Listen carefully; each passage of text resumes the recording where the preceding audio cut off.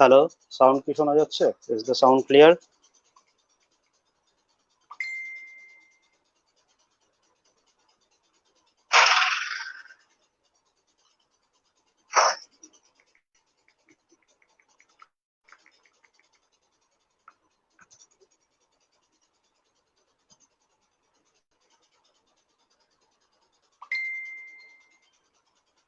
Hello, sound কি শোনা যাচ্ছে? Is the sound clear? ভাই আপনার সাউন্ড ক্লিয়ার। ওকে, ওকে, আমি তাহলে শুরু করতেছি। একদম ক্রিস্টাল ক্লিয়ার। ঠিক আছে, আমি তাহলে ওকে। জি।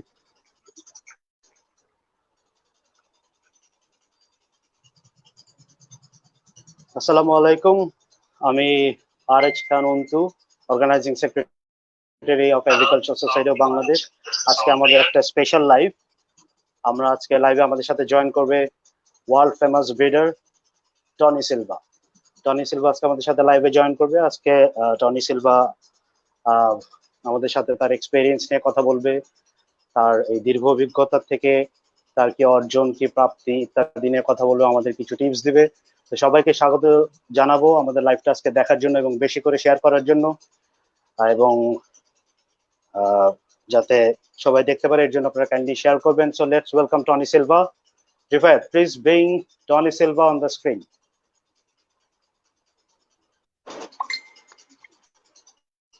Greetings, everyone. Hello, Thank Tony. you for the opportunity. How are you? Yeah, we are fine and we are live now. So It's a pleasure to be here. thank you. Everyone, Do you want? everyone. Yes, please. No, go ahead, please. Everyone was waiting for you for a long time. Since the last 3 days, we had huge response that Tony Silva is coming to our live all over Bangladesh. So it's an honor for us to have you among all the Bangladeshi bird lovers and breeders.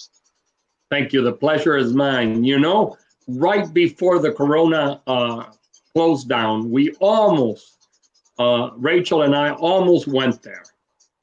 And then this happened, but I hope I can visit someday and we can meet and we can talk. First of all, I would like to thank you for this opportunity. I would like to say assalamu alaikum. I am honored to be here, and I hope that we can all learn from one another, because learning is a two-way street. You learn from me and I learn from you. Exactly, Tony. Tony, this is a program that we host from our society, agricultural society of Bangladesh. This is a government registered largest bird society of Bangladesh, and we do this live across the country with different breeders to share our experience. So I think that's important. This is the first time that we have someone like you in our live. So it's an absolute pleasure for us.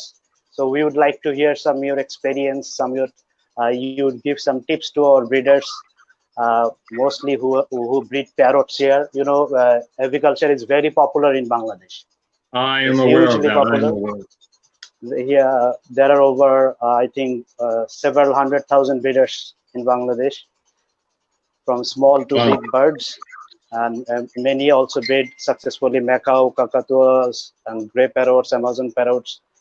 And also there are also small bird lovers here, like finches and buzzards, lovebird, cockatiels. So all over, it's a very good, in a very good situation in Bangladesh, that there are many bird lovers. So we will have some questions from the live. Yeah, you know, let me give everybody a little bit of background. So sure, I am a fourth generation aviculturist. My father, my grandmother, and my great grandmother were bird people. Birds are my life. I changed jobs some years ago so that I could have the freedom to spend as much time around my birds as possible. I started out with pigeons and canaries, and then went to parakeets, bred cockatiels. You have to learn the basics. And then I progressed to the bigger birds. We have about 400 pairs split into 2 collections. One Wow. collection is at my house. One of them is a half a block away. And we split them because you always want to keep multiple collections in case something happens to one, you don't lose everything. We have many species that we have worked many years to save, to bring back, to establish good bloodlines, and we separated them. We separated them 2 years ago. So the U.S. market is primarily for pets. To give everyone an idea, in this area here, there are 12 breeders, and amongst us, we produce probably 20,000 birds a year. Wow. And I'm not talking small birds, I'm talking medium up. Most of the birds go to the pet market. The demand in the US, for example, is about 100,000 green-cheeked conures a year. So that gives everybody a perspective. Wow. We believe the demand for African grays is about 10,000 individuals a year, although production is probably less than 500 birds right now because everybody bred, and sold the offspring. Nobody kept offspring back to continue to breed. So we're losing the species. We cannot import wild birds. We have not been able to import since 1992. Oh, it's a long time. Yes, yes. So let's go through some species. I know that ringnecks are very popular. I know that African grays are very popular. And I judge that from the number of messages I get. I work for a petroleum company, but I also breed birds. I have a family. And so I split up my time between my job, my family, and my birds. But in that, I still try to answer everyone because I believe that we need to help each other. There are no borders when it comes to aviculture. It does not matter whether you live in Bangladesh or Brazil, London or Miami. We're one family. We have something that unites us all, and it's our passion for birds. So let's talk about some species. We'll start off with simple, cockatiels. Cockatiels are very popular, but we need to understand that cockatiels are very prone to something called megabacteria. Megabacteria is present in about 80% of the cockatiels. It causes a lot of mortality in chicks.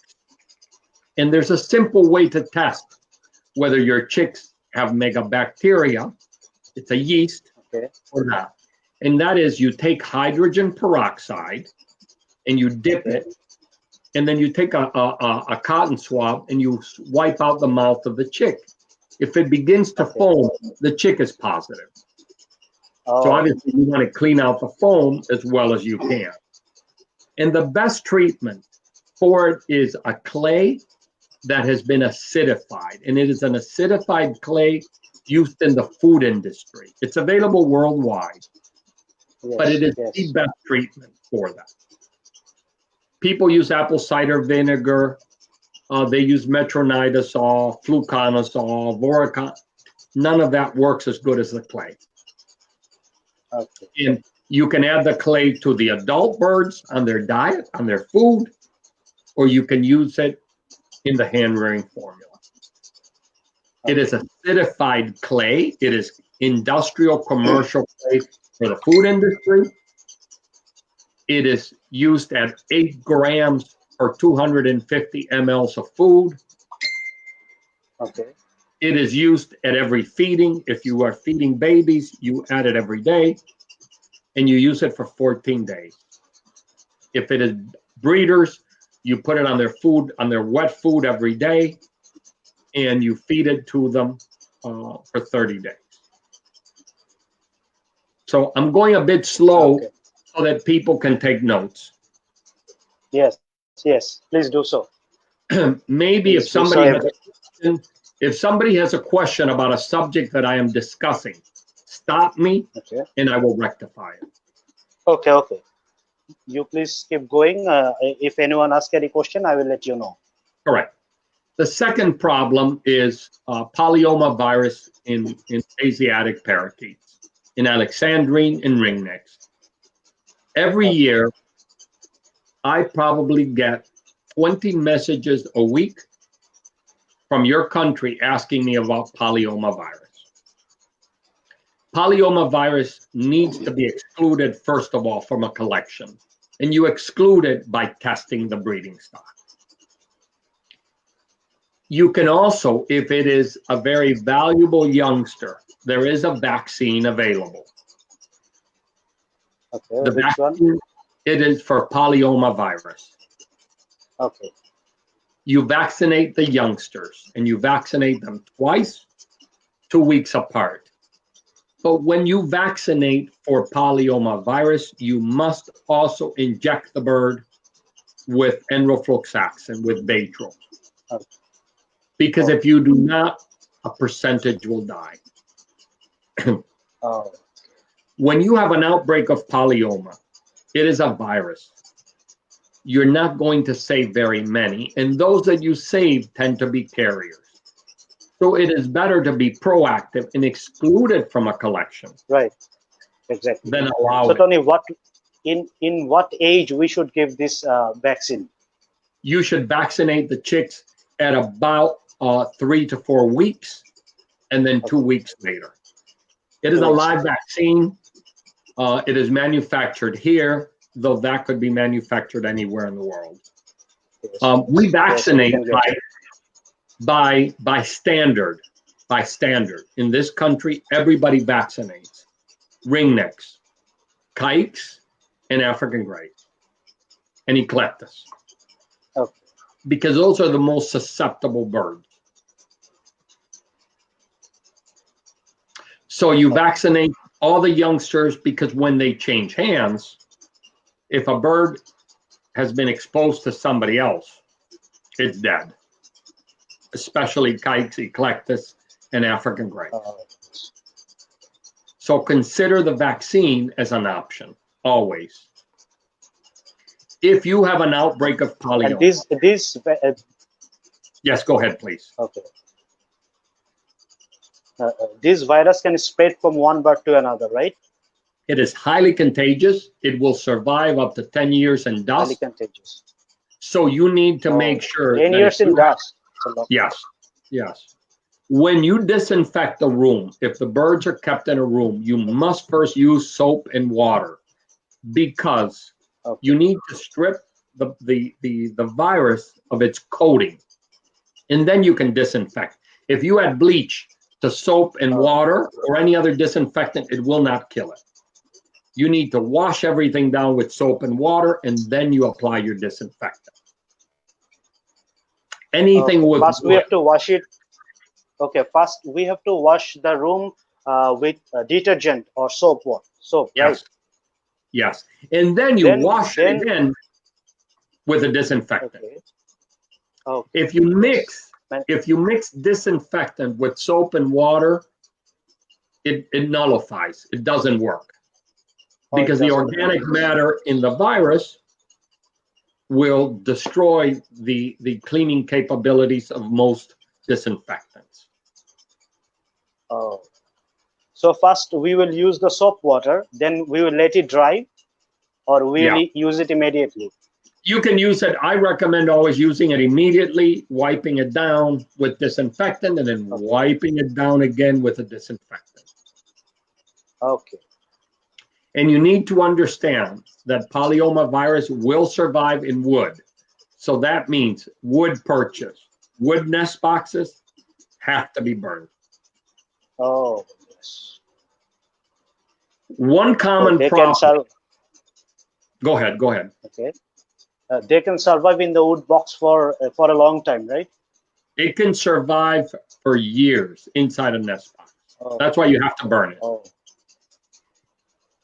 In Indonesia, because of deforestation, many of the parrots now use the same cavity. Many species use the same nest.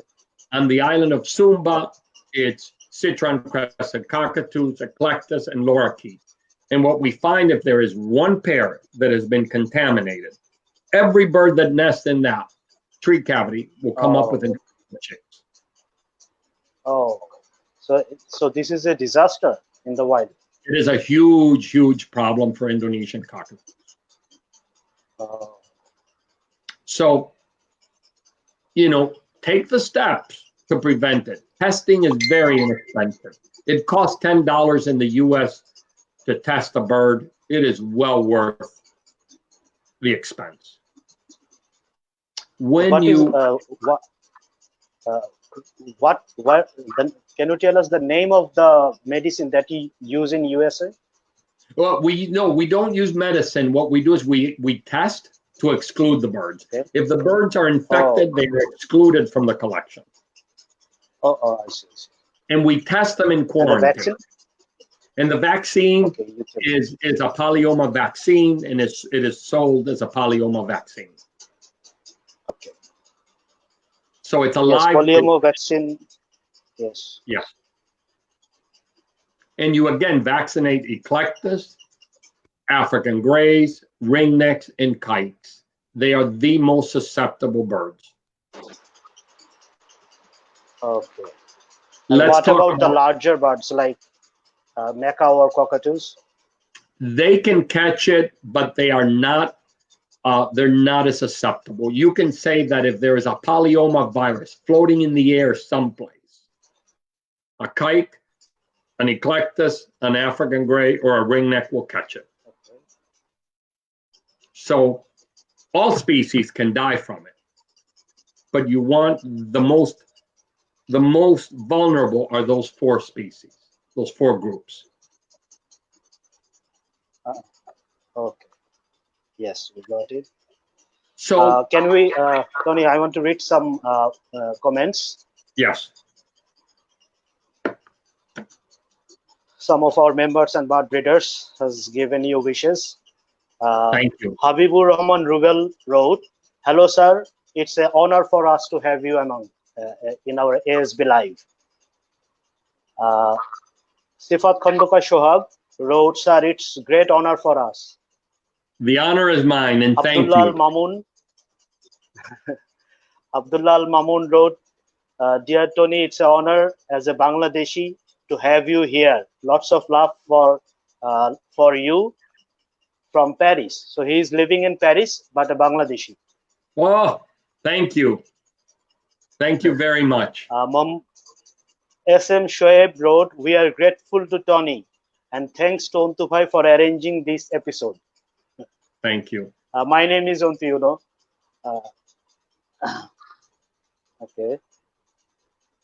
Sohel wrote, "I feel proud of a member. I feel proud to be a member of Agricultural Society of Bangladesh." That is the name of our Yes. organization, society. Tony, do you remember you in 2018 you sent us a video message? Yes, a yes, wish? yes, I remember. Yes, yes. That is also in our YouTube channel. Okay.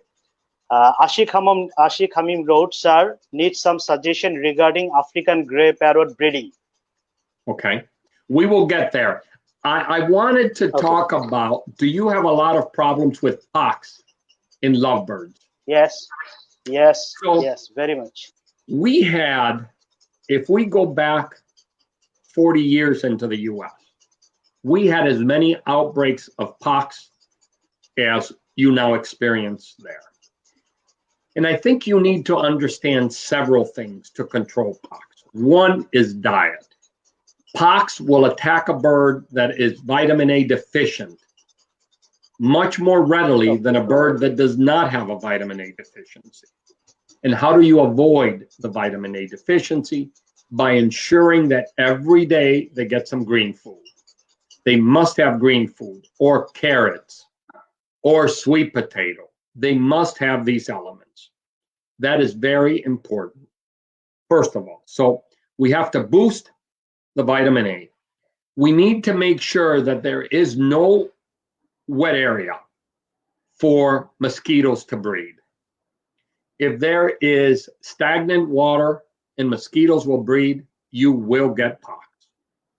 So first step, improve the diet by ensuring that they have a lot of vitamin A in a natural form. 2, eliminating mosquitoes. And if you have an outbreak, aggressively treating it. And you aggressively treating it, using a multi-step approach. The first approach is you catch the bird twice a day and you take baby shampoo, tearless baby shampoo, that if it gets into the eyes of a baby, it does not cause any harm, and you wash the eyes of the bird twice a day. What we are doing is we are drying the pox virus. Then we are going to treat that bird for a bacterial and a fungal outbreak, because the pox opens the door for bacteria and fungus. So it's a multi-pronged approach. If you aggressively treat it, if you improve your diet, if you eliminate trash in areas where mosquitoes can breed, you can eliminate pox. Okay. There has not been a pox outbreak here in Florida in 20 years because we've been able to control it by improving these things. Okay. So, you know, aggressively treat it. You don't wait for a couple of birds to die, because the mosquitoes will bite an infected bird, and then they bite another bird and another bird. And why is it the eyes? Because it's exposed. Yes. It's an exposed bird. Yes, there is no feather around the eyes. Correct. That's why they're so vulnerable. And lovebirds tend to be very vulnerable because they tend to get a lousy diet.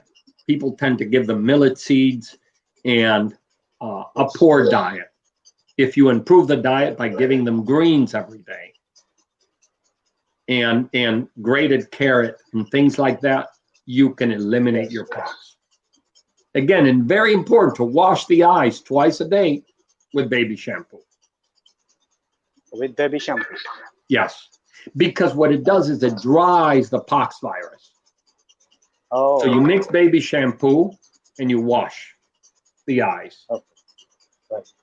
You are drying the pox virus, because pox tends to get crusty and wet. It needs moisture to survive. By drying it, we're killing it. Okay. So, any questions on the pox? Yes, we have some more comments. S. Rahman wrote, Tony sir, why male bird kills newborn babies sometimes? Many factors. How to overcome this problem? Many factors. Usually, when that happens, the nest is not deep enough. We need to get away from these very large, very shallow nests. In the wild, parrots nest in very tight cavities that are very deep. If the nest is not deep enough, the male wants the female to come out so that he can mate. 1. 2, often it is dietary related. If they don't get enough protein, they will kill the chicks and they will even eat them. If you take a cage full of budgerigars that are being fed millet, and a budgerigar dies, the others will eat it because they're protein starved. The same thing with lovebirds. You need to make sure that the birds get a balanced diet. And very important. You know, you achieve this by giving, obviously, your seeds or your pellets. I imagine pellets are very expensive there. But you can supplement the diet with a very simple egg food made from whole wheat breadcrumbs, grated carrot, hard-boiled egg, and some chopped greens. And you can add vitamins and calcium to that.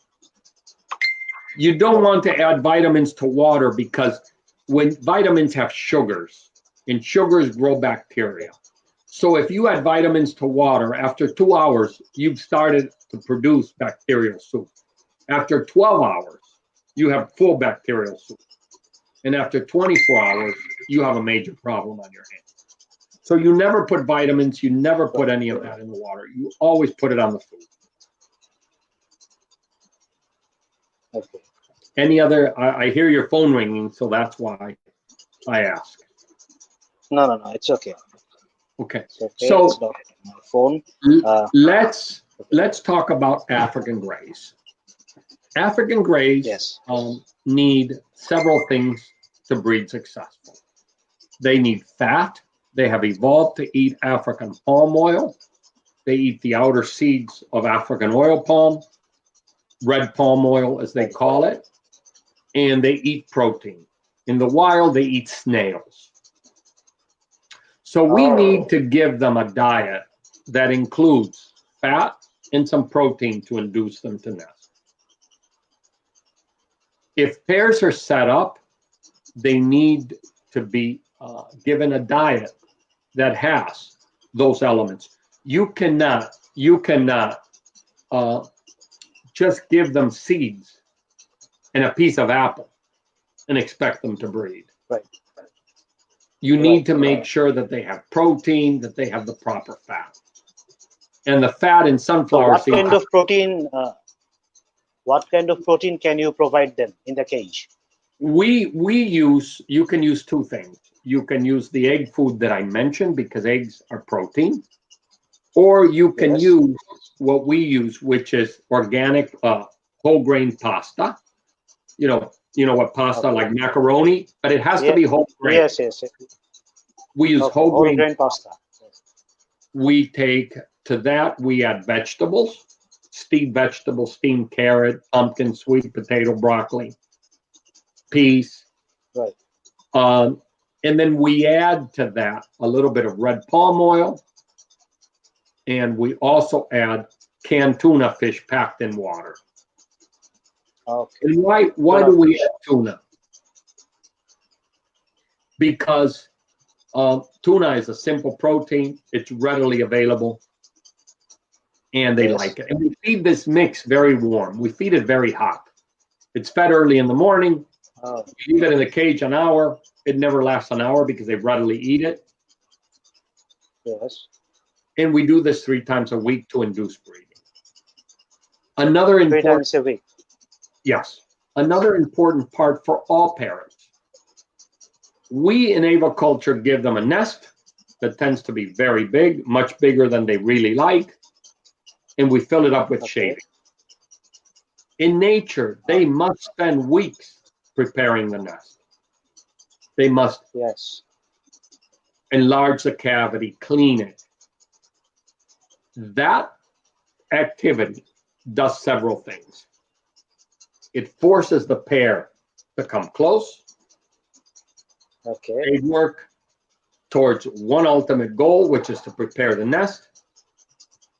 And spending time preparing that nest in darkness induces them to become sexually active. So what I always recommend is that when you set up a pair of birds, you fill the nest up with pieces of wood. And what we do is we take old perches, we cut them, and we add them to the nest. Okay. We recycle the perches. We don't take a perch from one cage and put it in another. We always return everything to the same cage. And if we don't have enough perches, we go out, we get some rotted trees, we cut them into sections, and we fill up the nest. Very important that the birds work to prepare the nest. Okay. So this is very important also for their bonding, right? Yes, because you're forcing the birds to work together. You are reducing aggression in the male because now he has a job. Males actively work in preparing the nest. And then he's spending time in a dark cavity, which is going to make his sexual organs swell. Okay, right. And so this will bring them, this will grow their bonding and also make them interested sexually. Correct. To get attached with each other. Yes, because they have to be together working very close by. And when they're in a dark cavity, darkness induces the gonads to swell.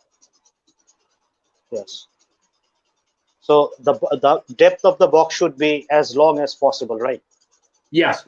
So the old rule was that you would take a ruler, you would take this, and you would measure the bird from the tip of the head to the base of the tail. Okay. That was for width and depth. And then twice that for depth this way, for height. Okay. We now know that Right. twice The is height. not right. So we would do that 4 times. So it's 4 times, the base of tail right? for width and depth, and 4 times that for height. For height. Okay. So, That's the so we can standard weight. calculate. Okay. So this is the easy way to calculate. Yes. To the length of the body or the tail. No, the length of the head, the body from the head to the base of the tail, the not tail. including the tail. So Base of the tail. Okay. Yeah. yeah, so if an African gray is this, we take off the tail, it's that. Right. So we're just reducing Yes, it by the got length it. of the tail. And for cockatoos, we obviously want a T-shaped nest. And when you use a T-shaped Yes. nest, several things are very important because cockatoo males kill a lot of females every year. What's this? Yeah. Very aggressive. So I'm So going to draw. they require a dual entry. Yeah, so what we do, we want a nest like this. So it has to have a divider, divider in the middle. You see? Yes. Yes. Can you see it well? There is a divider in the middle and 2 Yes. exit. Right. So there is, let me see, where is, there we go. Yes. Yes. Yes. Yes. So there's a Yeah. divider in the middle. This is Right. inside. And then we Yes. have 2 entrances because a male that is aggressive, he could otherwise sit and keep the female from getting out and kill her. Right. Right. If he's agitated and he goes down, she can get out the other way. Other way. Right. That's like an emergency exit if she Yeah. needs. And then it's very important to cut the wings on the male. Very important to cut one wing on the male. One wing of the male. If In you the do breeding not- time. And you need to give them as long of a cage as possible. If you do not, you will have problems. What should be the case size for such sulfur-crested cockatoos? Do you use feet or meters there? We use feet. Feet. So I would say a minimum would be 16 feet. 16 feet by 6 feet. You can go 6 feet high. Ours are 16 feet long by 4 feet by 4 feet, and all of our cages are Okay. suspended. We suspend cages because we live in a tropical climate. We have rain. And when you have a lot of rain, and you guys experience monsoons, the ground grows a lot of bacteria. We want to make sure everything stays out of the reach of the bird. Okay. So, Tony, I would like to read some comments. Okay. Before that, I would like to tell all our viewers that in this episode, we also has a gift, this mug, for the best wish to Tony Silva. Thank you. Repeating, for the best wish to Tony Silva, this mug will be gifted from Agricultural Society of Bangladesh and ASB Live. Thank So you. keep wishing Tony Silva, and this will be your gift. So Tony, I'm reading some comments. Shubrunion, one of our fellow breeder, wrote, "Thank you very much from all the bird lovers of Bangladesh. It is a great honor for us to have you, sir. You will be happy to know that our country has a large number of followers of you. Thank you. At the same time, I am very grateful to Agricultural Society of Bangladesh, the largest group in Bangladesh." Thank you, Shubro. Then Sadia Zaman Raisa wrote, "What is the major cause of feather plucking, and how can this be treated?" Okay. So If you say something, please. generally when parrots, if you look at them in the wild, spend many hours a day interacting with the environment. They are chewing, they're doing things.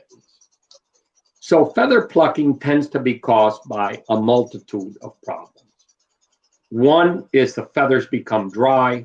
That's why we should spray the birds daily with water. We have a fine mist, and Yes. we spray the birds every day. It is part of your daily management. Give them an opportunity to bathe and to breathe. The number one reason for plucking is dried feathers that cause itchiness, and they pluck. Right. The second cause is boredom. You cannot expect a bird that has evolved to interact with a huge environment to be in a cage with a metal perch and nothing to do. Right. We need to understand that they need to be given things to do. Do you have coconuts there? Do coconuts grow very well? Yes. Available, very much available here. Green coconuts, a big green coconut, is a huge enrichment for African greys. All the species will play with it. You need to keep the birds mentally active. A bird that is mentally active will be a much better breeder. So you do this by giving them branches, palm leaves, coconuts, and you give it to them 2 or 3 times a week. We give our African greys every 3 days a green coconut, and they will eat it all. They chew it, and it keeps them mentally perfect. The birds are in flawless condition. We need to do that. Yes, I have seen green coconuts in your cage. Yes. In some of your pictures. Yes. Yeah. We, unfortunately, I think I would lose connection, or I would go outside and show you green coconuts inside cages and the birds playing with it. I posted, in fact, a picture on my Facebook page today of a blue-eyed cockatoo eating a coconut. Yeah, that's a blue-eyed cockatoo. I saw that picture. Yeah. Right. Let me see if I can even pull it up. Okay. Let me see if I can pull it up, and then people can see what I'm talking about. Because it's very important to understand that if you keep the birds active, they will do much better. Here we go. I don't know if you can see. Can you see that? Yes, right. Yes. That's a blue-eyed cockatoo. Yes. So they take and they tear the coconut apart. And it gives them something to do. It keeps them mentally active and healthy. If a bird continues to pluck, and you have improved the diet, and you have sprayed it, and you have given it enrichment, then it probably has a skin fungus. It's very common in eclectus, for example. And then you normally want dryness in the skin. Yes.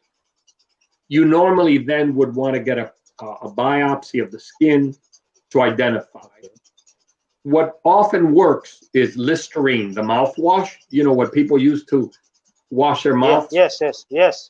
You would add 10 ml to a liter of water, and you would use that to spray the bird. That will often work very well for very different cases.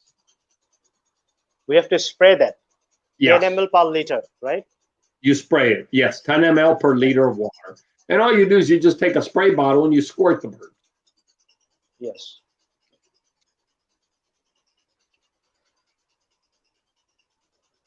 So, keeping the bird busy is important, right? It's very enrichment is very important. Yes, there are few. You guys live in a tropical climate like we do. I can go outside and I can cut one palm leaf and cut it into two birds. Have things to do. And a coconut. You know, you don't need a lot of coconut trees to be able to supply your birds with coconut year-round. And not only coconut, but any we have coconut very available. And any palm seed will work. Okay. The coconut is very available here. Okay. So you would use that. Every part of the country. And the birds will use it. They'll get used to it, and they will truly enjoy it.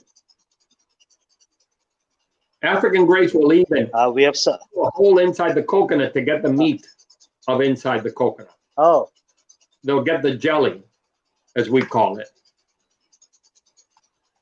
Right. So we have few more comments. Yes. In fact, a lot of comments. I'm reading this. Parlaveri wrote, "Thanks, Tony. It's a great pleasure to have you among us. My question was, is that live polyoma vaccine that we use for human to treat them? Can we No, use the same vaccine? no, Or it's it's a different? special vaccine for parrots. Okay." Prashanjit Bosch Mithun wrote, "Honored having you directly, sir, and getting valuable advices. Please say something about gala breeding, Okay. gala cockatoos." Yeah. So galas nest in a very narrow and deep cavity. They need a nest that is very narrow and very deep. So ours, for example, have a nest that is 10 inches square Okay, by 60 inches deep. 60 inches deep, right? 60, 60, yeah. They need the depth. And then to stimulate them, we start giving them green. We keep them on a dry diet. And then we know they breed seasonal, they don't breed year round. We know that in December, we need to stimulate them into breeding, so they lay in January. They lay in January here. What we do is we begin giving them green food to stimulate them. And we also then add palm branches, palm leaves to the nest, to the cage, because they need to build their nest. It is very important that they actively build the nest. If you don't give them branches to build a nest, your probability of success drops.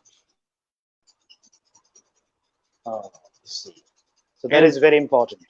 Very important. You can use eucalyptus, or you can use palm leaves. We use palm leaves because eucalyptus doesn't do well here. Yes, I have seen some local breeder using eucalyptus here. Yes, but you can use palm leaves. Palm leaves work just as well. The key again is a small, narrow, and deep nest. 10 by 10 by 60. That is most important. Very important. 10 by 10 by 60. That means 10 inch by 10 inch by 5 feet. Yeah. Okay. Yes. Yeah. Okay. We have one more comment from Habibur Rahman Rubel. "I'd like to know from our honorable guest that what kind of natural food we can provide our bird in breeding season." And I think he's trying to mean vegetables and fruits. So what kind of vegetable and fruits? I'll split that up. There are many trees and plants that grow in the tropics that could be added to the diet. We grow, for example, a lot here, moringa. Moringa, I believe it's called something stick. It's a plant that comes from your part of the world. It's called Moringa oleifera. Okay, so we'll find it. Okay. Yes, it's let me see what they call. Hold on, and I'll find what they call.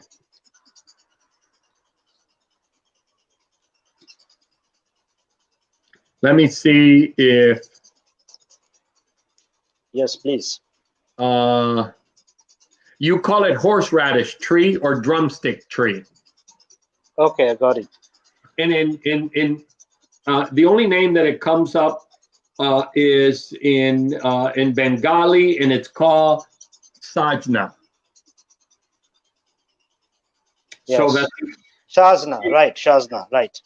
So yes, I got it. You can give the leaves, you can give the tree trunk, you can give the pods. The dried leaves of moringa are incredibly good as a source of minerals for the birds. Right. You give the branches, you give everything, and then you can also dry the leaves and add it to the egg food that I mentioned earlier. It is high in iron, but it's a vegetarian-based iron. So let's get to things you can buy at the grocery store. I do not feed fruit I feed very little fruit, I should say, because most fruits are way too sweet. They have too much sugar, and the sugar causes yeast and all kinds of other problems. Obesity in Amazon parrots, obesity in galas. I believe you should give more vegetables than fruit, and vegetables, things like carrot, pumpkin, yellow sweet potato, broccoli. Yeah. Those are very good. They're a good base, and you steam them to break the fibers and make the beta carotene available to them. You can then use all kinds of hot peppers, all types of greens. Right. If you use fruit, use things like guava or papaya. Okay. And you give the papaya seeds, you give them everything. Very important that you use tropical rather than temperate, because while there's a high sugar content, there's more nutrition. An apple is sugar and water and nothing else. Right. Grapes are sugar and water and nothing else. We need to make sure that they get some other vitamins. Right. So I would like to tell our viewers what you have just told in Bengali. Rubel bhai and everyone যারা শুনতেছেন, Tony Silva আমাদেরকে বললো হলো সাজনা পাতা এবং সাজনা যে ইয়াটা হয়, ফলটা হয়, সেটা সহ ভেজিটেবল ইউজ করার জন্য, not lots of fruits. Okay, we have few more comments.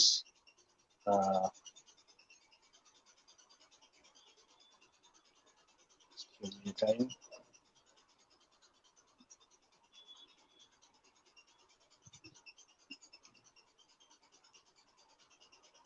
In the meantime, I would like to tell everybody, this is our ASB live mug. This will be gifted to the best comment for best wishes to Tony Silva. On his honor, this will be gifted. Please keep commenting and wish Tony Silva. He joined us. It's an absolute pleasure for us that someone like Tony Silva joined our show and made us proud. Okay, one more comment.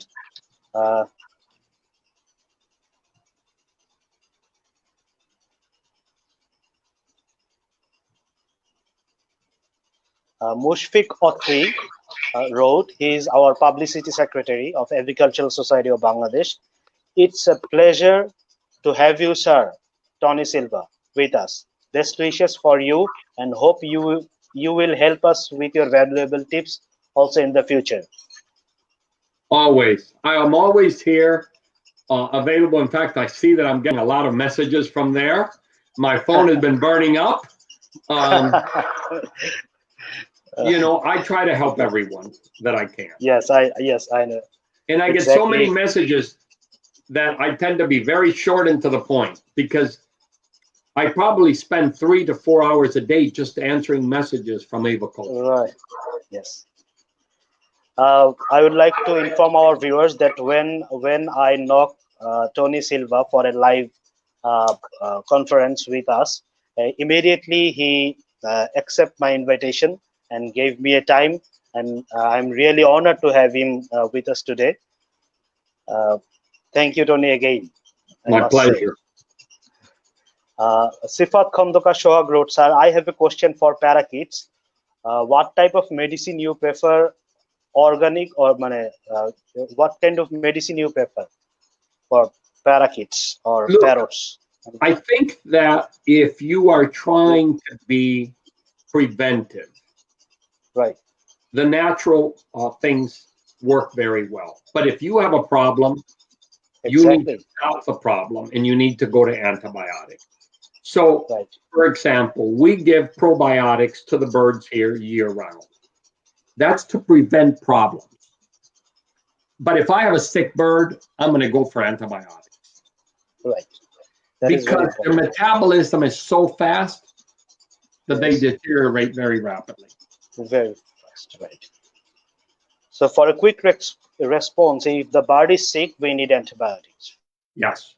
And you always want to use antibiotics based on the disease you're dealing with.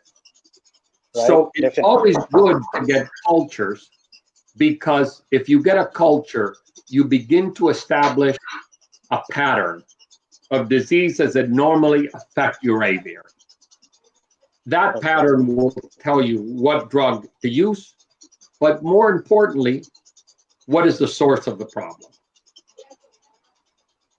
When we moved here, when I moved here from my other house, we started to have birds get sick. And not only did they get sick, they died. The bird would be perfect. You would look at it, the bird would be glassy-eyed and just doing this, and then you would catch it and it would die. We immediately did necropsies, we did cultures, and we realized that the water here was heavily contaminated with Klebsiella. Oh, so that short period of problems gave us a solution long term. And what it meant is that we had to chlorinate our water. We have to add chlorine to our water. okay. So chlorine was the problem, right? No, the problem was bacteria in the Oh, water. so you have It was to native. add chlorine. It was native, and then we resolved it by adding chlorine to the water. Okay, you added chlorine. Mm-hmm. Okay. So we have few more comments. Let me read. The comment from Hanif Raihan. He's a very senior breeder of Bangladesh. Hanif Raihan. He is also our vice president. He wrote, what is the best food for breeding? Wait a bit. What is the best food at breeding season for grey parrot?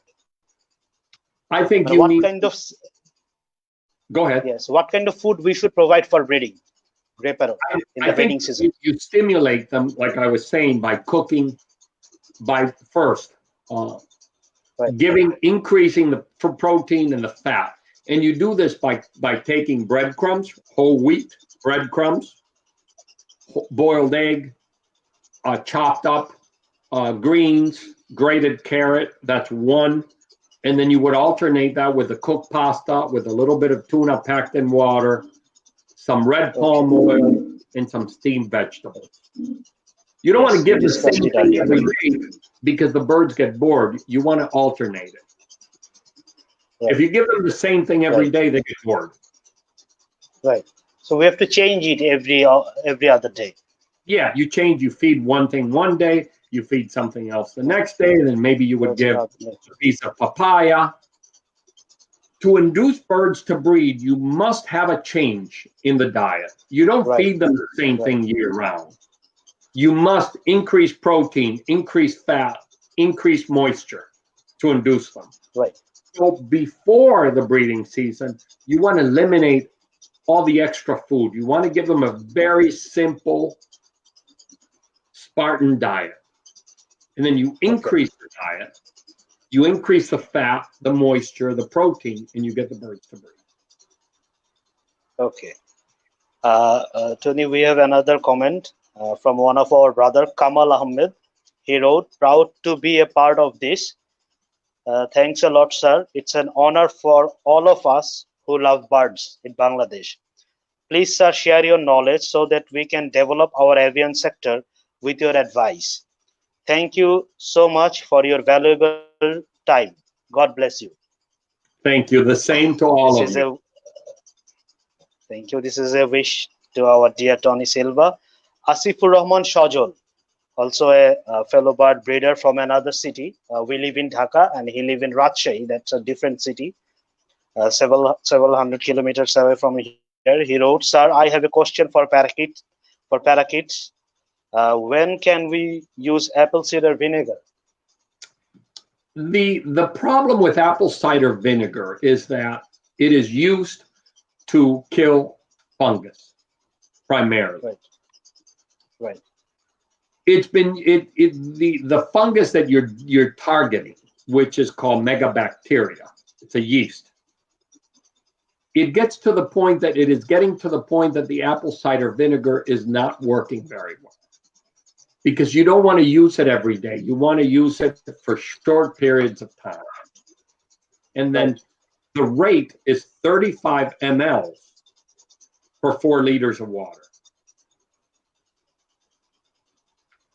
and you give that exclusively. But the acidified clay that I had mentioned is much, much better in dealing with megabacteria. Much better. Yes, yes, you discussed it earlier. Yes. We have a few other messages. Asan, one of our member Asan Bhai wrote, "Thank you, sir." Dulal Rajbangshi wrote, "Please give some solution about bird feather plucking." I would like to tell Dulal Rajbangshi that Tony Silva has already discussed on it. You can this video will be saved in our group and also will be published in our YouTube channel, so you can see it anytime again. Mugdhu Khan, one of our brother, wrote, "Sir, hope you are doing very well. If possible, please tell something about feather plucking." Same question.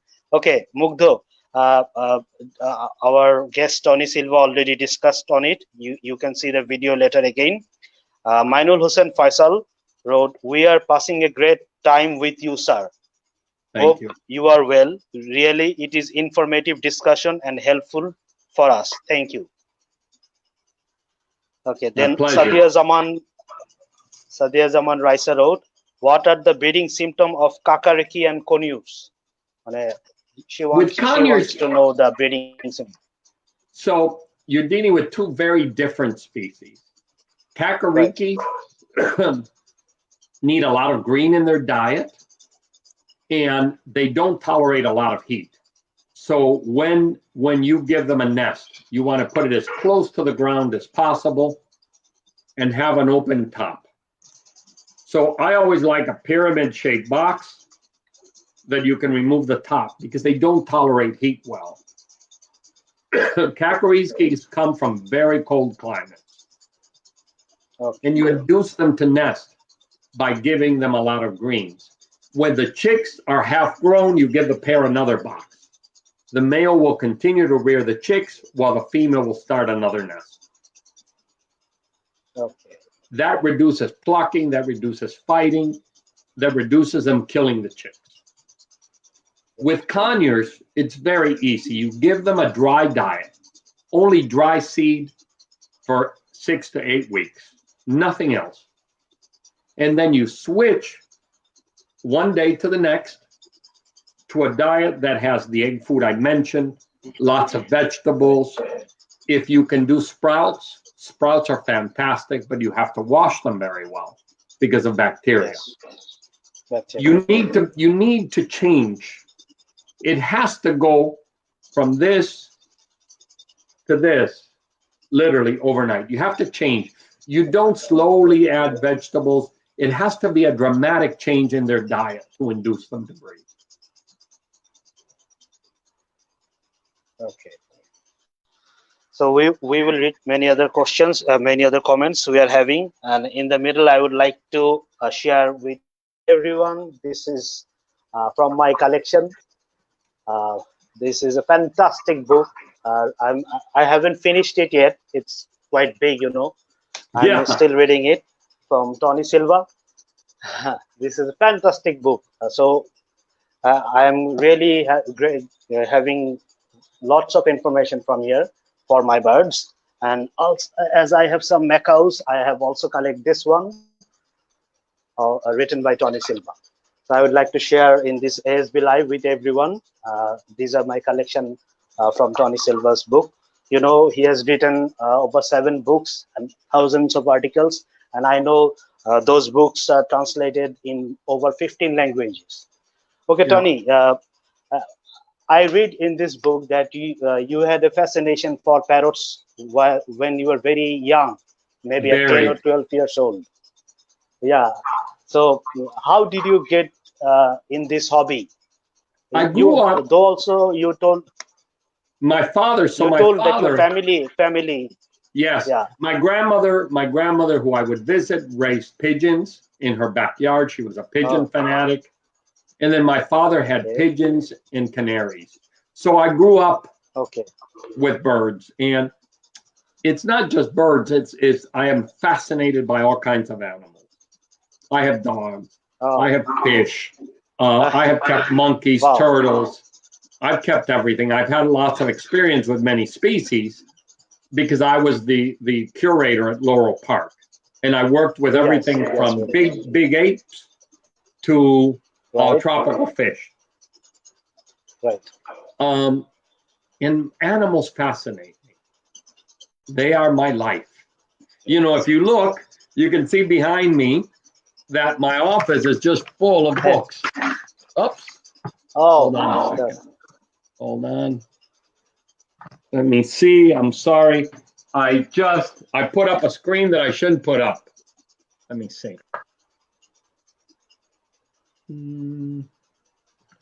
I apologize for that. So when you look at my office, there's books everywhere and information. I am fascinated by all animals.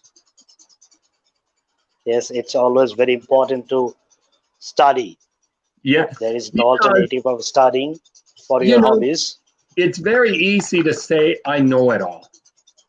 That's not the case. Right. You learn something every day with animals. They teach you how little you know and how important it is to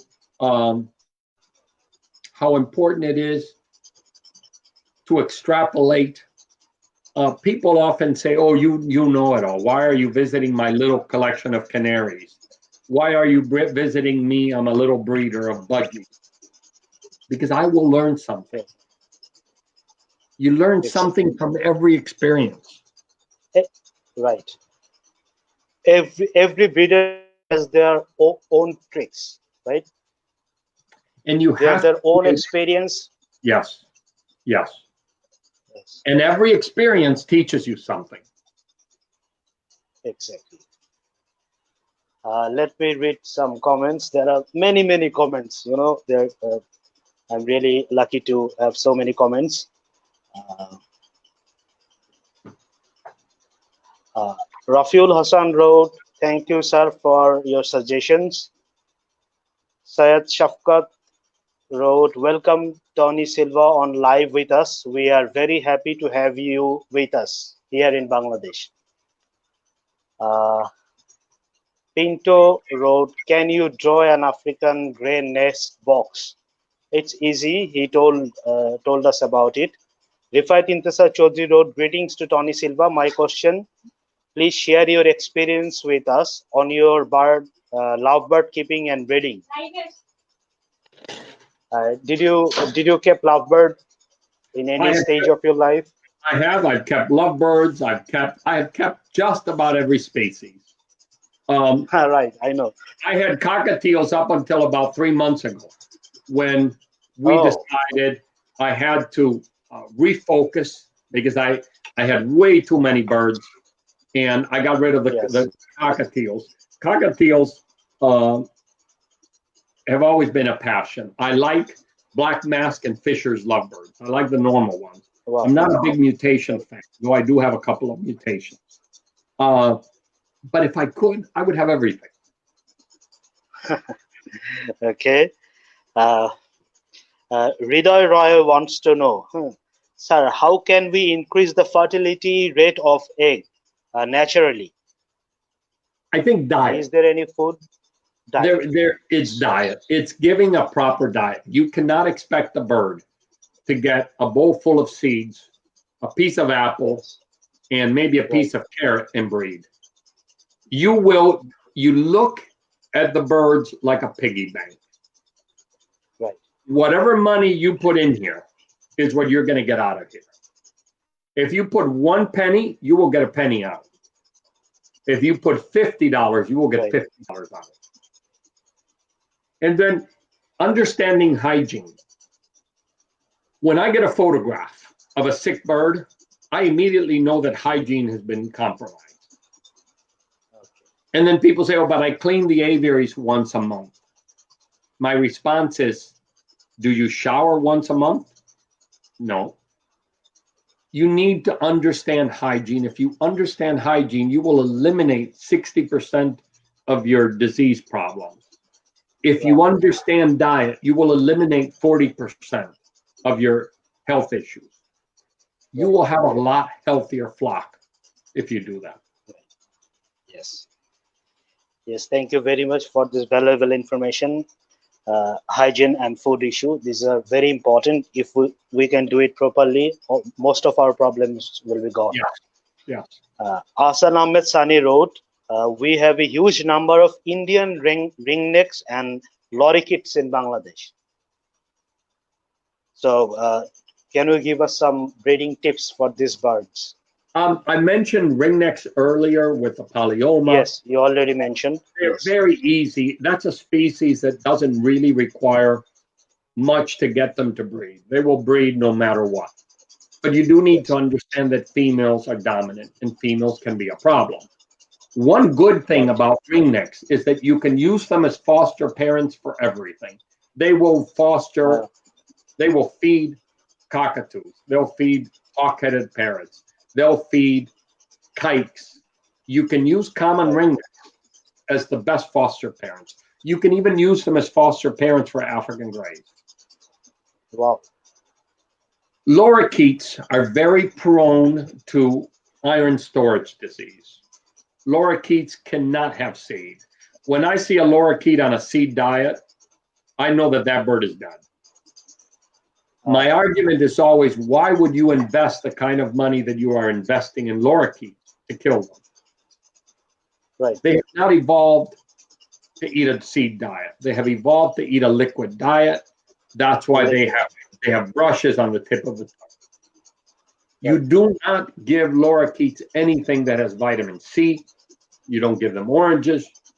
You don't give them kiwi because the vitamin C increases the uptake of iron, and iron is deadly to lorikeets. Oh, okay. So you keep them on a fruit/vegetable diet, and you can use things like steamed pumpkin and steamed sweet potato. You give that, you give vegetables, and then you would give a nectar. Yes. The best Nectar is stuff, most important. yes, very important. And you can make it. You can make it out of palm sugar. Can you get palm sugar in Bangladesh? No. It's made from have, palm trees. No, we don't have palm sugar. We use sugar cane. Okay. Palm sugar is much, much better. If palm sugar is not available, then honey is important. Yes. Pollen Yes, is very important in the diet of a lorikeet. But when you grind up the pollen, you need to do it the old-fashioned way. You cannot machine crush it because if it heats, you destroy its value.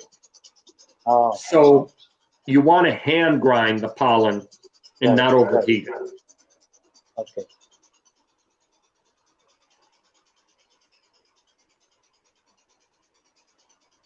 Mainul Hussain Faisal wrote, please tell us something about French mold. French mold is in parakeets primarily. It is viral, and what you want to do is you need to eliminate these birds. You need to eliminate potential carriers, burn nest boxes, burn perches. The way you control a virus is you don't keep these birds alive. You have to euthanize them, because if not, you will pass the problem to somebody else. So if you have an outbreak, you immediately stop breeding. You identify the carriers and you eliminate those carriers. Okay. Okay.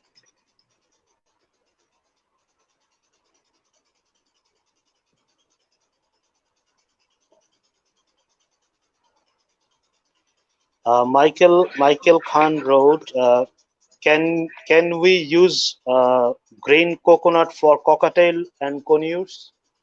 You can give them to conures, just pick them smaller. And for cockatiels, you can give them the palm leaves. Okay. Tanmoy Mamun wrote, thank you very much, sir, for giving us the precious opportunity to hear from you live. It is such a great moment to have some of your valuable suggestions and ideas. ASB has made the moment worthy to remember. Thank you all.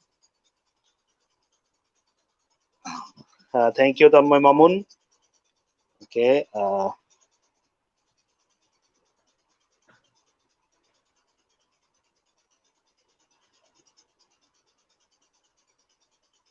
Ridoy Khan wrote, "Sir, how can we prevent the early death of babies inside the egg?" A lot of it is humidity. Excess humidity makes it very difficult for the birds to hatch. Not enough humidity dries the eggs. So if there's too much humidity, the chick has trouble transitioning from breathing through its umbilical cord to using the lungs.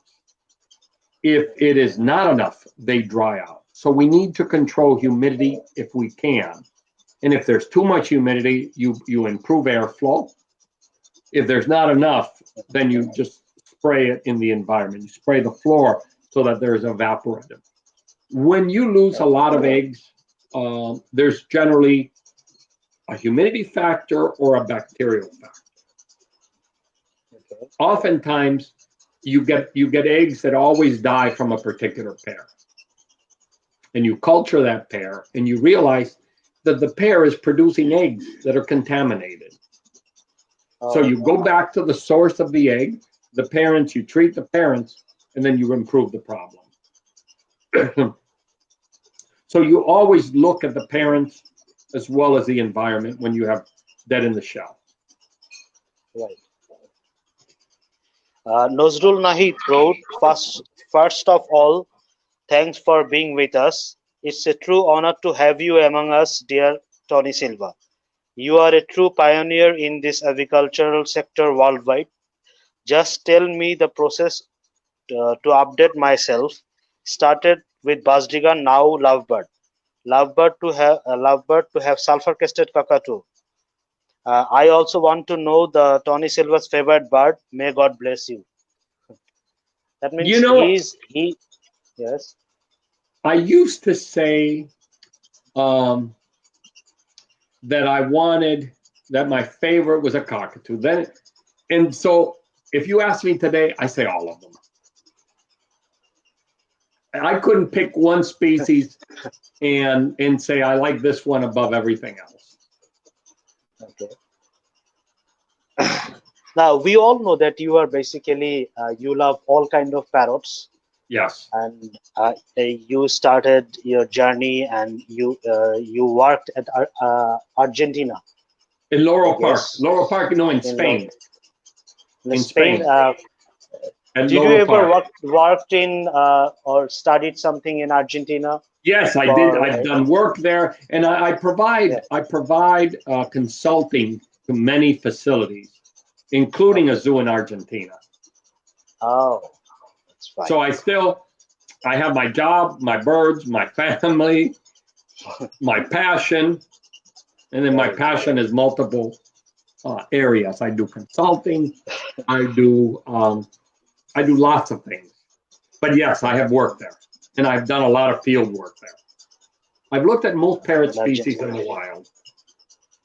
I think you worked at Argentina in 1980s or at that yes, time. In the early 80s. I spent 3 summers there looking at understanding parrots in the wild. Yeah, country of Maradona, right? Yes.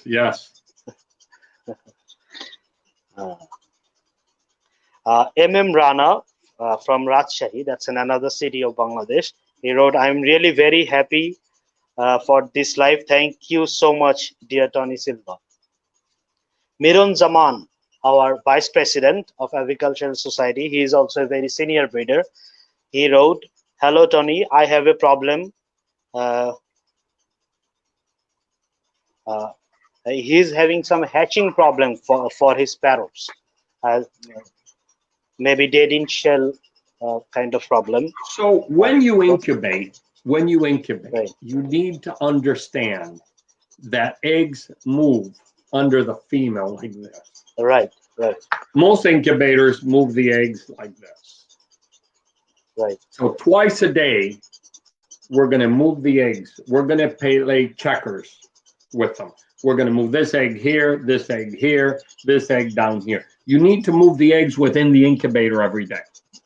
You need to understand that excess humidity is not good. So we try to limit humidity to about 48%. Oh. And we need to make sure that is important. that there are no vibrations in the incubator room. We keep our incubators in a special room. Nobody goes in there. I don't want somebody bumping it. You know, if they do this, they've killed some embryo.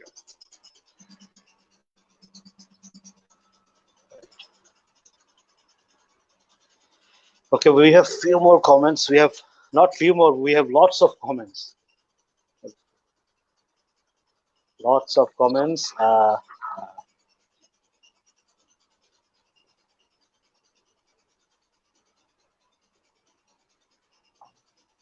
One more comment from Mirza Mahfouz. How long can we keep the egg food or soft food inside the cage? If it is warm, you want to keep it no more than 2 hours. 2 hours is the absolute limit. I would target 1 hour if it's very warm. Ashraf Iqbal, he's a senior breeder of Bangladesh, also an executive committee member of Agricultural Society of Bangladesh.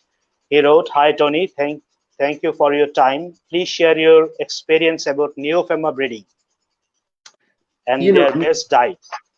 Neophemas are very susceptible to chlamydia, so you need to make sure that they are clean, and they should always be treated because they are a magnet for chlamydia.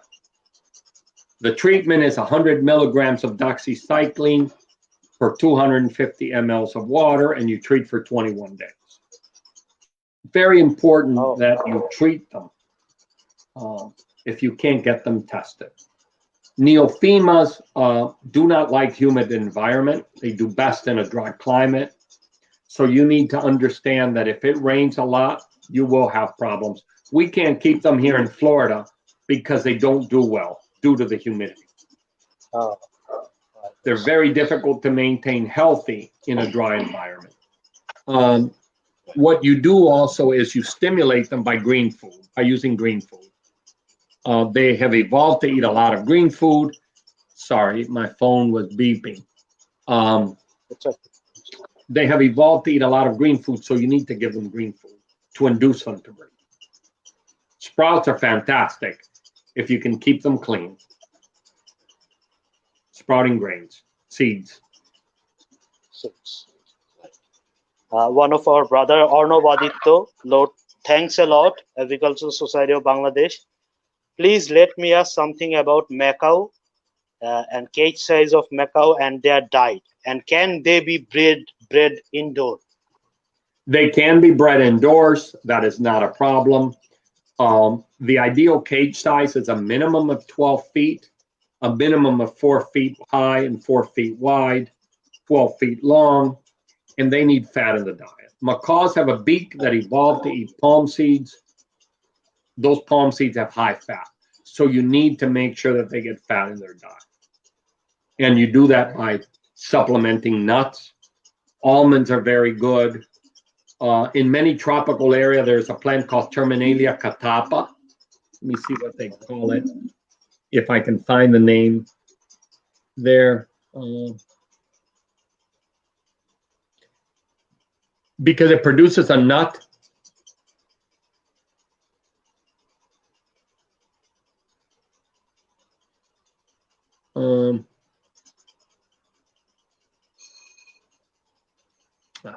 I'm getting so many messages that I can't even try to do a Google. Let me see the name.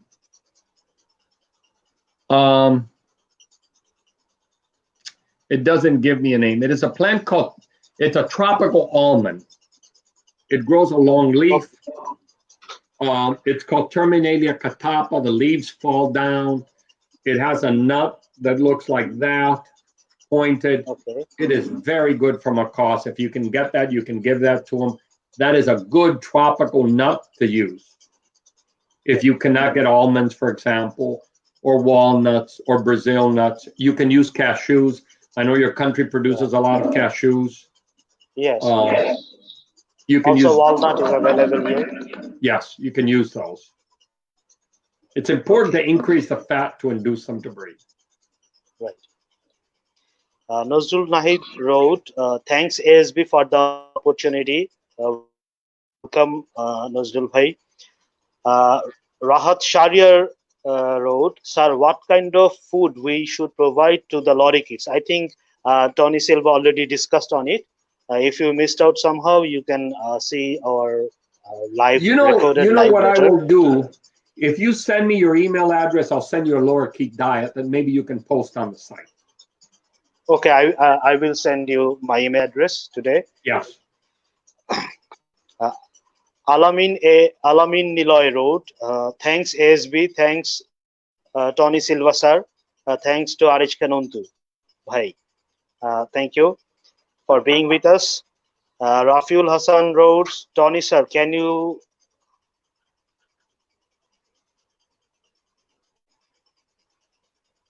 uh, I think I lost audio. hello Yes, I lost hello audio for a minute. Rifayat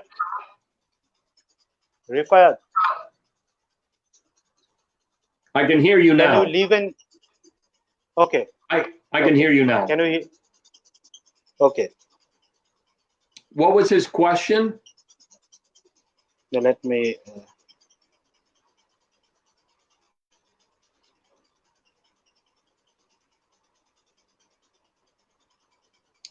his question is, Tony sir, can you say something about pistachosis disease?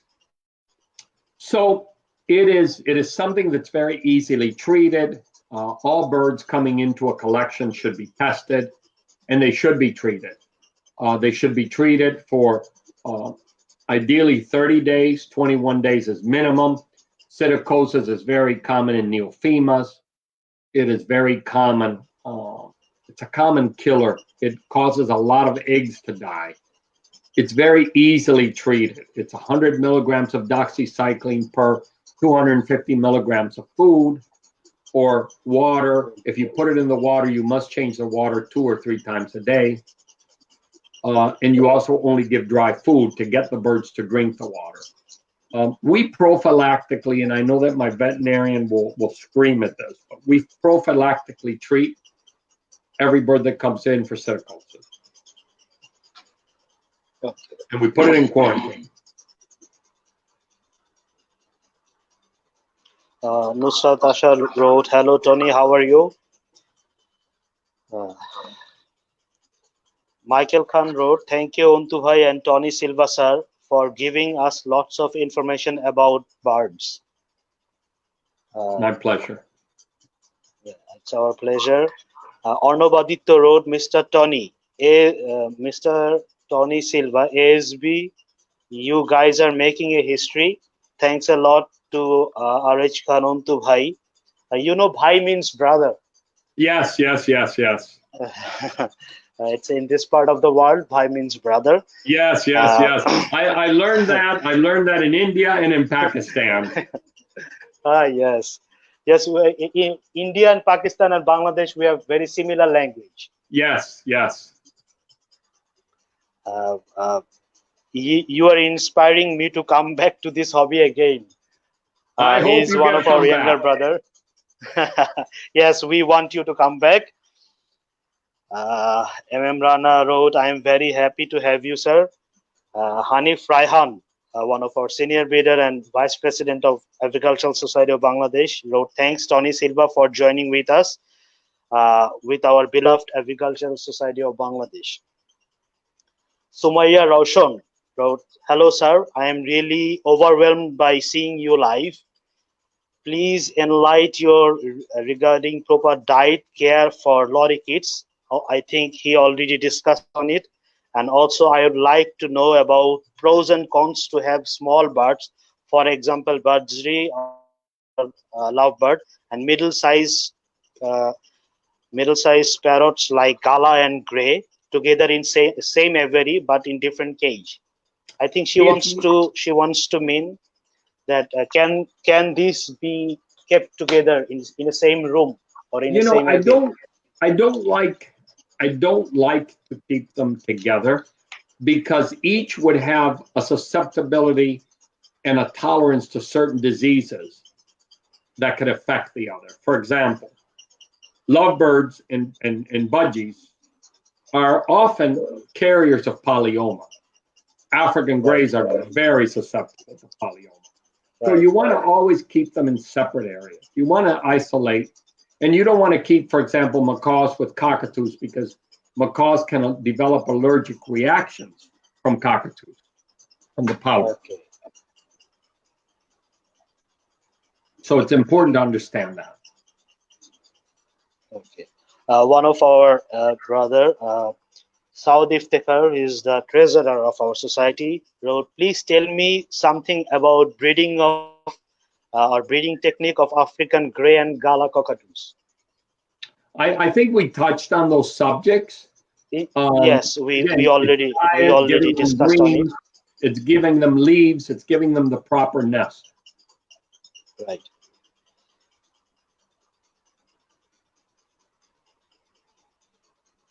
Miron Zaman Bhai wrote, it's been a historic moment for all of us of Bangladeshi breeders to have Tony Silva with us. Thank you. Habibur Rahman Rubel Bhai wrote, I am just enjoying Tony Silva's tips about cage bird keeping. Thank you. Thank you. Ashik Hamim wrote, sir, want to know some breeding tips regarding scarlet macaw. Like all macaws, they need a nest that is proper. You need to fill the nest up with wood to force them to chew to work the nest, and you increase the fat diet. If you increase the fat and you fill their nest, they will breed. Okay. Adnan, one of our younger brother, wrote, thanks Tony sir for sharing your precious experience and knowledge with us. We are glad to have you. Thank you. The pleasure is mine.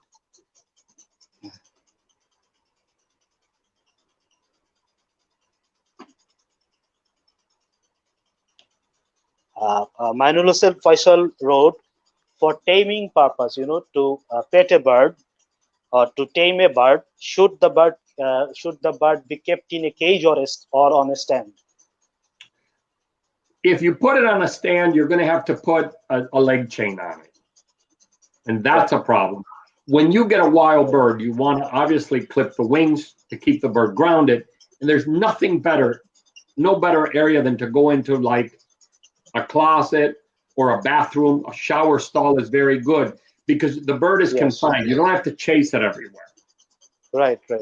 And what you do is you wrap the bird in a towel and you begin to pet it. The bird has to realize that you're not a threat. That's very important first step. Pet the bird. Let the bird know you're not an enemy. Right. Yes, that is important. Arif Islam wrote, sir, for an indoor aviary of middle-sized parrot, what should be the temperature? I don't worry so much about the temperature because they can tolerate everything from 40 degrees down. Obviously, you don't want to get to 0 degrees and you don't want to get to 40 degrees. The ideal temperature ranges from 20 to about 34. You need to make sure that you have proper lighting because lighting will affect metabolism, the uptake of calcium. So you need natural, a light bulb that replaces natural light and that is very close to the bird. It can't be more than 8 inches, 10 inches from the bird's head. Okay. Reza, one of our moderator of the group, wrote, thank you, Tony Silva, for giving us your valuable time. We are waiting for your response. Though I am a finch breeder, but I am your fan.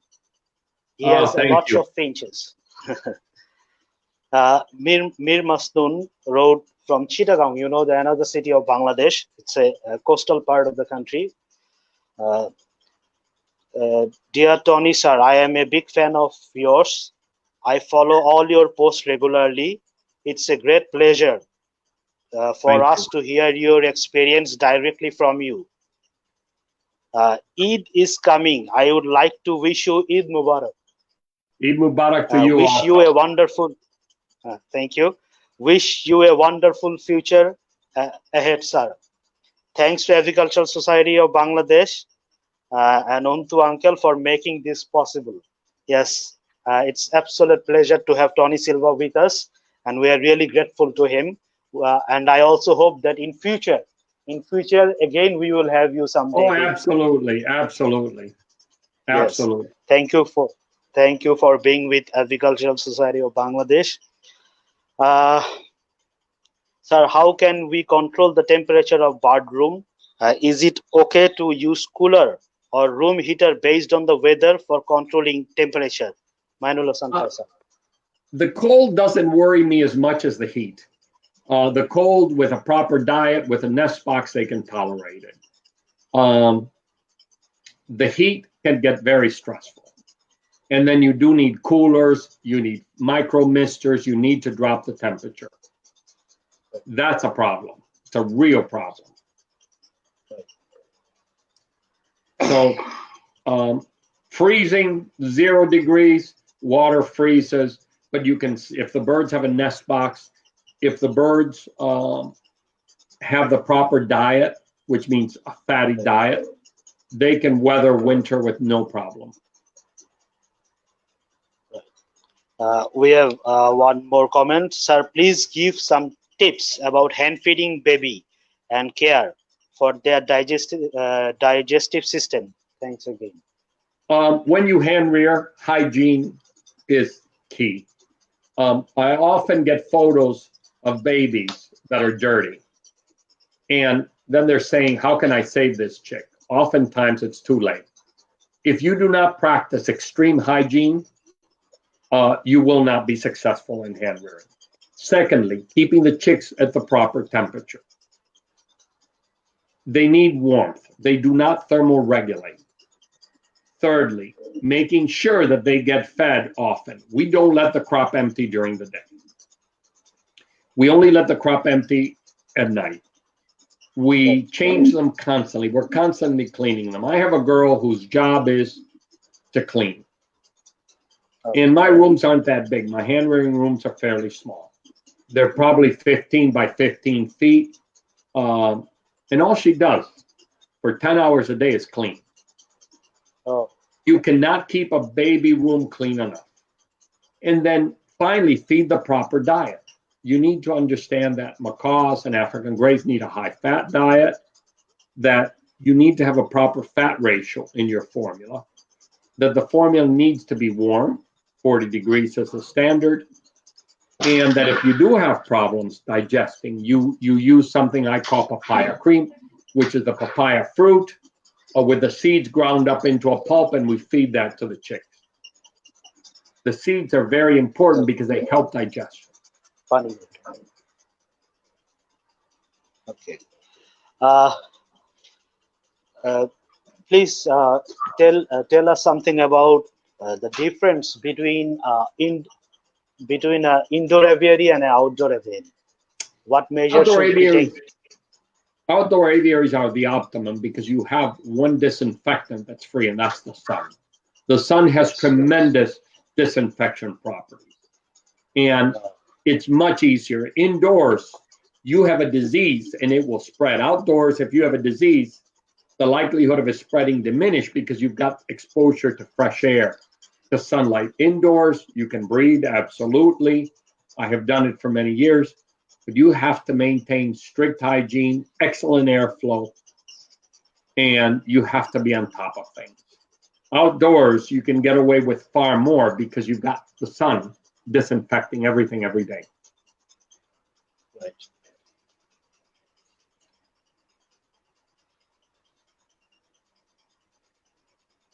Can you one more question that's from me?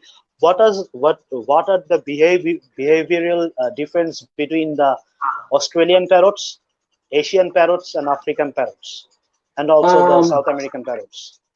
So Asian parrots, primarily the Asiatic parakeets, have no pair bond. Females are dominant. There's very little contact except when they're going to breed. Cockatoos and New World parrots have a strong bond. Even two males or two females will mate and pretend to be a pair. That's a big Oh. difference. So you've got non-bonded in Asiatics, where the female doesn't really care if the male exists, except when it comes time to breeding, to birds that require a lot of attention. They're always preening, they're always having contact. People often say, oh, I've seen my birds mate. They haven't laid eggs. You need to understand that New World parrots and cockatoos and lorikeets are bonded, and that two birds will behave like a pair even if they are not a pair. So it's important to understand that. Yes. W.N. Russell wrote, hello, sir. Love from Bangladesh. Thank you. Thanks to Ontu Bhai for this fantastic live. Thank you.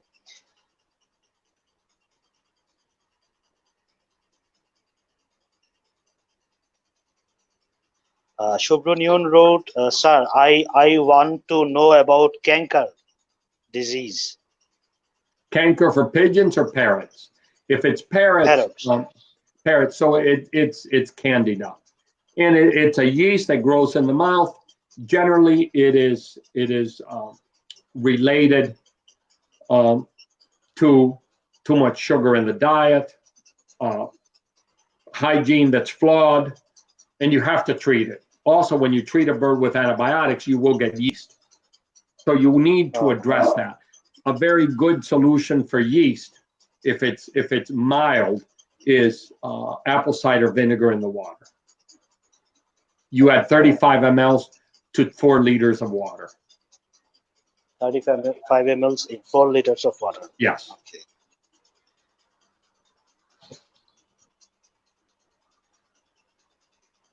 One more. So,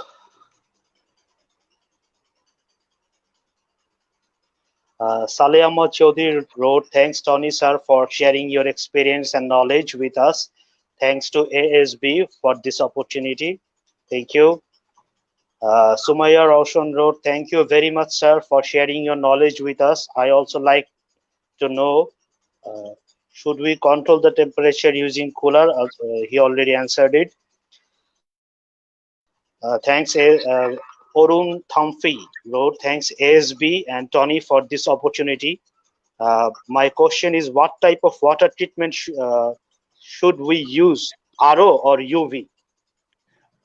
You need to use both, because RO removes some solids, and then you use UV to kill whatever bacteria goes through the RO system. So you want to have it go through the RO, and then very slow movement through UV into a storage tank that you would then use, because the UV is coming in contact with the water. If it moves too fast, it's not going to work. You need it to move very slowly. Very slowly. Yes. So it's important to understand. Yes. So the ray can reach every part of the water, right? Yes. Yes. Yes. Yes.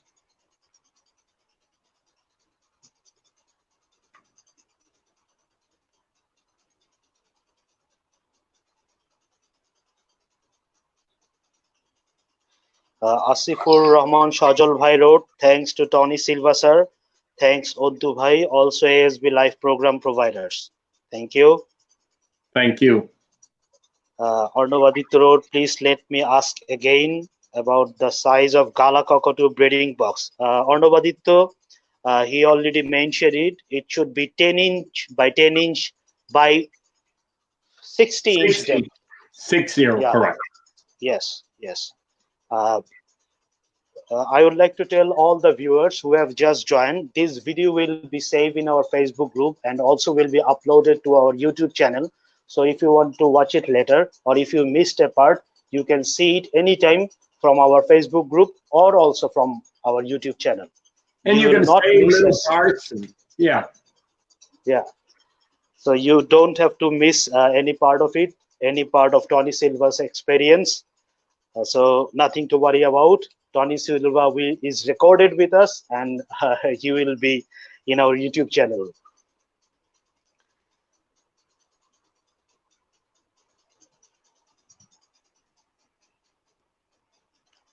the Tanzil Tomal, one of our brother and moderator of our Agricultural Society of Bangladesh.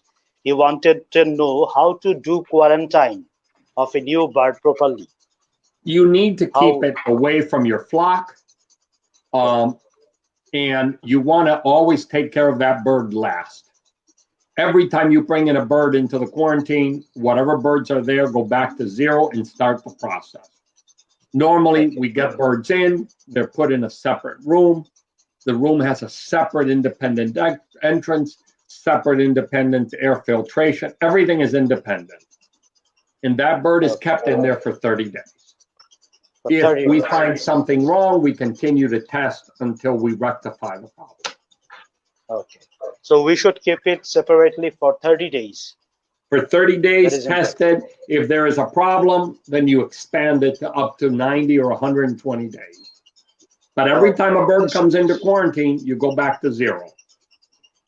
So let's say you've got birds in the quarantine room 29 days and you bring in one bird. Right. The quarantine goes back to 0 days. Back to zero, right? Yeah. So, Tony, we have lots of discussion. We have great tips from you, and it's been a long time. You have already given us almost 1.5 hours plus, I think so. It's 1 hour 40 minutes. So it's a great experience to have you among us. Thank you so much for joining, and I really hope that you will join us again in future. We will do that for sure. Yeah, to help all the Bangladeshi breeders. Thanks for being with us. And for the last time, I'm saying all the viewers, for the best wish to Tony Silva. This is a gift from Agricultural Society of Bangladesh and Saneveri. This will be a gift for you who has the best wish for Tony Silva on this special episode of ASB Live on the occasion of Eid. So we are going to finish our live now. It's been a long time. Tony is talking with us. I must be tired. I have work. I have to go to work. It's still early here, so I have the work to do. Yes. So we are finishing for today. Tony, hope to see you soon again. Thank you for joining us. Here.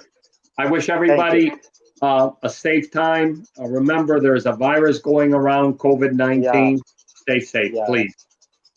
Yeah, you also stay safe. Thank you for joining. Thank you. Goodbye. Thank you. Bye-bye. So we had a great discussion with Tony Silva, and it's finished now for the time. He joined us for over 1 hour and 30 minutes. So it's a long discussion. Thank you everyone for joining us, and I would like to request Rifat Intisar Chaudhary, our technical moderator, to finish this show for this time.